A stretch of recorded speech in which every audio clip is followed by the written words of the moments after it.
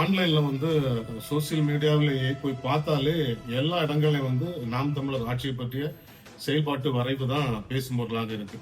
புரட்சி என்பது ஒரு தலைகீழ் மாற்றம். மாற்றம் என்பது சொல் அல்ல, செயல். மாறுவோம், மாற்றுவோம்.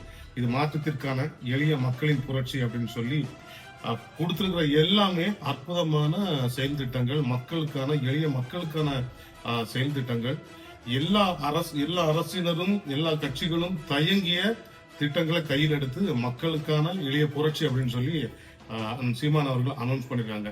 இந்த திட்டங்கள் எல்லாத்தையும் பார்க்கும்போது அந்த வரைவிலேயே கொடுத்த ஒரு திருக்குறள் தான் ஞாபகத்துக்கு வருது. குடிதழி கோலோச்சும் மாநில மன்னன் அடிதழி நிற்கும் உலகு அப்படின்னு.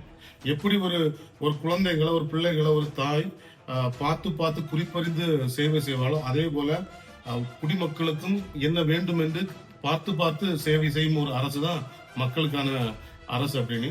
சோ இந்த செயல் வடிவு மக்களுக்கு உண்மையாவே திட்டங்களாக மாறும்போது ரொம்ப பயனுள்ளதாக இருக்கும். அதனால் உங்களுடைய வாக்குகளை நாம் தமிழர் கட்சிக்கு அழியுங்கள். போடுங்க ஓட்ட, அப்புறம் பாருங்க நாட்டை.